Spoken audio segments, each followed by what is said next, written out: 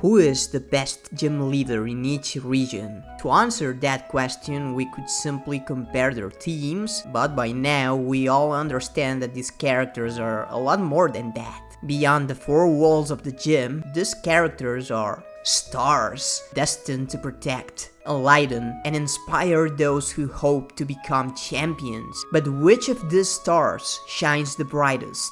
The Kanto Wendigo League is a charming letdown. While the members of the Elite Four simply wait for challenges in their fortress, Team Rocket does wherever they please without interference. Lance acts to stop them in Gen 2, and Lorelei protects the Lapras from her native 4 island during the CB Island post-game. They don't lift a finger in the main story timeline, in which Team Rocket was at their peak in terms of resources and influence, their engines working at full speed to bring Mewtwo back under their control. Could it be that the Elite Four believed the evil organization was the only force that could stop such a threat? And that's why they tolerated their presence? In any case, if we go down one step in the hierarchy, gym leaders are not just supposed to be there to accept challenges, but also to protect their cities. Even if they turn a blind eye to Team Rocket to some extent, they should have been watching the group, but instead of that, most of them show an extreme indifference to their actions. Erika seems to be completely unaware of the activities at the Rocket Game Corner. Sabrina doesn't do anything to stop the invasion of Silph-Co. Koga allows the traffic of Pokemon from other regions in the Safari Zone. And for obvious reasons, let's not even talk about Blaine and Giovanni. If we consider the activities at Moon Moon as part of Brock's area of influence and the Nugget Bridge part of Misty's, the only leader who seems competent in maintaining the security of his city is Lieutenant Surge. There are many allusions around the region to the fact that he is a war veteran. Perhaps that's why he's particularly strict and doesn't allow the slightest bit of nonsense. In my native Johto, things are getting a little bit better, although there are still characters of questionable professionalism. However, the most diligent is, without a doubt, Morty, the mystic seer of the future. He comes from a clan that for generations has been devoted to the research and preservation of the myths and legends of the region. In Johto, we find a society that places a lot of emphasis on that. Tradition, respect and love for nature, and surely the efforts of Morty and his family contributed to this. After all, Johto is one of the few regions where the antagonistic team doesn't get to interact with its legendaries in any way. This is in part because the remnants of Team Rocket were struggling against their total extinction, engaging in acts that could allow them to hang on in the short term, and probably saw the legends as just a bad way of wasting resources to esotericists that didn't assure any immediate benefit. Either way, Ho-Oh and Lugia were also absent at the time, leaving after they were disappointed by human beings and waiting for a trainer who would give them hope.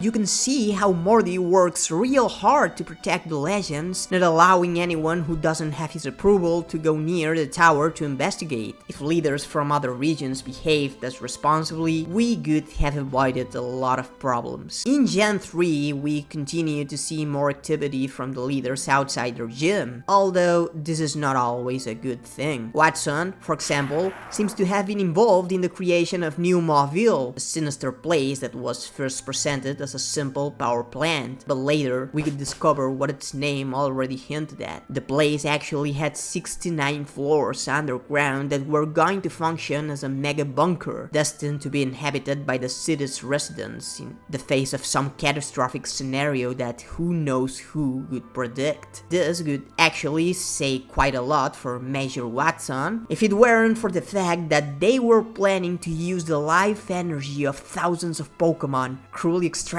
in C. Mauville's secret laboratories to power the place. It's an extremely ominous story, and we can't know for sure to what extent Watson was involved in it, so we will have to leave his case in doubt. Wallace also has his role outside the gym, intervening in the catastrophic climax of the games. For someone who supposedly descends from a guardian clan of the Sky Pillar, he doesn't do a lot, but at least he opens the door? Of course, all that happens in Emerald, where he's no longer gym leader, but champion. You are going to kill me, but what if I tell you that Norman seems to me, unironically, the best and most honorable of the Hoenn leaders? Let's look at its gym trainers first. All of them are focused on one specialty, a very particular method of battling. Norman is a normal type gym leader of Hoenn, and his vision of that normality is a perfect balance. To achieve that balance, he makes his disciples focus on perfecting a single aspect of Pokemon battles for a certain period of time. This way, they could have a solid foundation of each element of a battle on which to build their own balance as a trainer. This is one of the few times in the series where they do something interesting with the gym trainers. And with the setting of the place, he kinda feels like a sensei with his students in the dojo. For sure, a very interesting and underrated dynamic. In the remote land of Sinnoh, the negligent attitude of some of these characters shows no signs of ceasing. Just look at how Baldness causes one of the biggest problems we have ever seen in the history of gym leaders, cutting off electricity to part of the region on a whim. This is the most extreme, but not the only case of a leader ignoring responsibilities. But at the other end of the scale, we find two tireless workers who break the mold, extremely valuable to the region, and arguably you could say they saved it from collapse. We are of course talking about Rourke and his father Byron. Son and father, leaders of the rock and steel type gyms respectively, not only have a very interesting dynamic for how they play with those types, as several Pokemon switch from one to another as they grow and evolve. When they are not testing aspiring champions, they spend time working and organizing the region's mining operations. Their hard work and vast knowledge have made Sinnoh a great example of this aspect in the Pokemon world. But why did I say that they might have been even more key to Sinnoh futures than it seems? Well,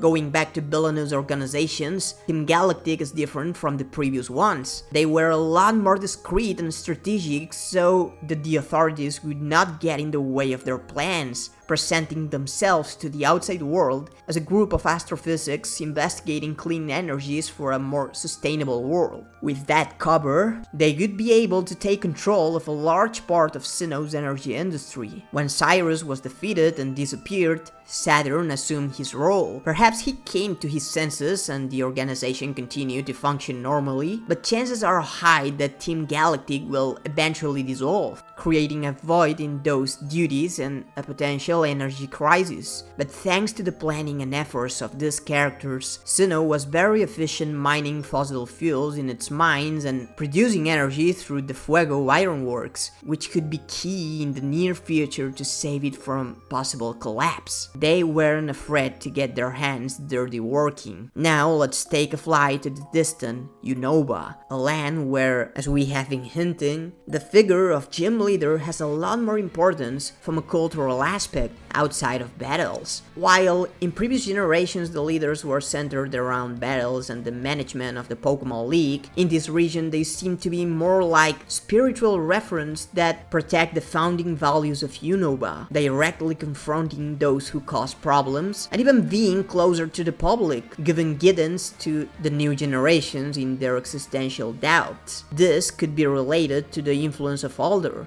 one of the wisest figures in the Pokemon world, who's implied to be very close to the gym leaders and the members of the Elite Four, maybe explaining to them that their raw strength is not enough to fulfill such an important role in the region. It all comes to fruition in their triumphant arrival at the climax of the game, where we see how, on top of not being intimidated by actual threats, they are much more coordinated than in other regions. On second thought, teams as openly criminal as the Rocket Gang and others couldn't have stood a chance in Unova, so perhaps the leader's sense of responsibility is why Getsis adopted such a pacifist narrative to the outside world. So it's a difficult choice to make, but if I had to choose one, I think it would definitely be Drayton. In this context of wise characters committed to their community, he becomes the mayor of the legendary Opalocid city. Accordingly, he made sure to keep tradition alive in coexistence with an utopic technological progress, making the city a model of how the past and the future should be respected in equal terms. But it's not just a matter of urban style, because in the way he raised his grandchildren, the formidable Drayton and Iris, we see his involvement with the new generations, preserving at the same time the legends of the region. During the incident with the plasma frigate, he didn't hesitate to confront the enemy on his own, but it was too much even for him. Maybe it would have been a good idea to ask for the help of the other leaders,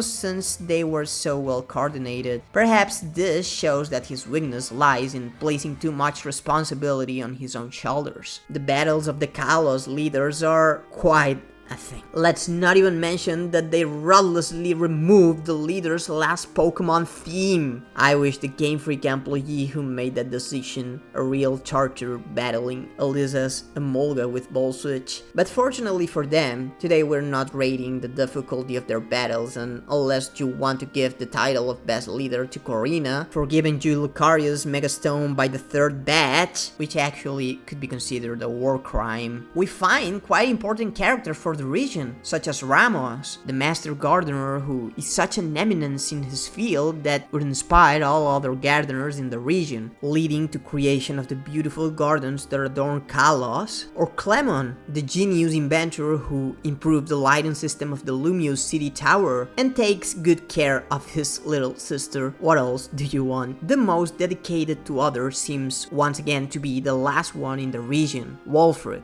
This ice-type specialist has, ironically, a warm heart, as he is the founder of the Pokemon Village, a shelter for Pokemon that have been abused by their trainers. But in the 8th generation, we encounter a completely different approach to gym leaders, from just testing trainers to sheriffs and distinguished figures, until we arrived at Galar, where they became elite athletes in the ultimate sport that are battles. Then, exceptionally, they should be evaluated as athletes, and for me, one of the main aspects to be considered is their competitiveness. How far would they be willing to go to achieve glory, put on a show, and enlighten new generations? In that sense, I think the decision would be between Bea and Raihan. When it comes to sacrifice and discipline, Bea probably has no equal in the series. She has passion for fighting, and despite having no special skills, through sheer willpower, she becomes a monster that literally tanks hits from a Machamp.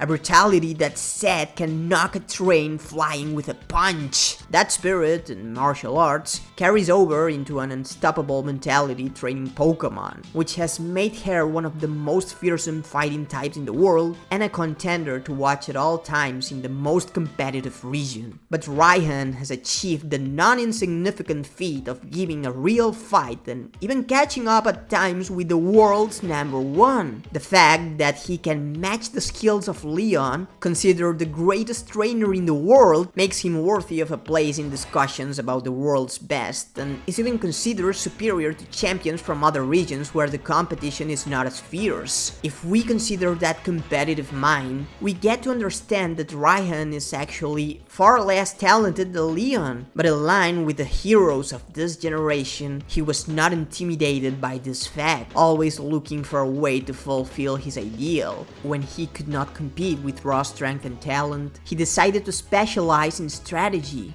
and worked tirelessly at it until he became, presumably, one of the best battle strategists in the world. So far, he has not beaten Leon, but every year both make it to the final and the difference between the two decreases. That strategy is expressed very well in him being one of the first leaders not to specialize in a particular type, but in a battle style, and in how in-game he's one of the NPCs that has exhibited the smarter and more solid tactics. The merits of this trainer, and how to some extent he represents the ideal of Pokemon battles in such a pure way, make him worthy of being in the talk about the best gym leader of the series. As our trip comes to an end, the leaders of Paldea are quite underrated. Although, when it comes to the theme of the video, the passion and diligence they show in their jobs is kinda tricky. To be fair, overtime can kill anyone's patience. Exploitative work aside, I could give the honor to Yona for being in her gym the first time I loved it, and ironically with dialogue from Pokemon games, but I don't know how serious she is about being a leader beyond using that position to farm content and donations. Following the criteria of the video, I think I could give it to Tulip, who's a very inspiring and positive figure to the region. She's praised by the chairwoman Gita for her tireless work in handling 3 jobs in the best way. Tulip is a world-class supermodel, a formidable gym leader, and the owner of the world's leading cosmetic brand, besides being an expert in yoga. She indeed seems to put a lot of effort in inspiring people to look beautiful and stay healthy. How will the concept of gym leader continue to evolve in future games of the franchise? We will have to wait to find out. But for now, you can take a look at my last video. Follow me on social media to keep up to date on everything, and I will see you soon.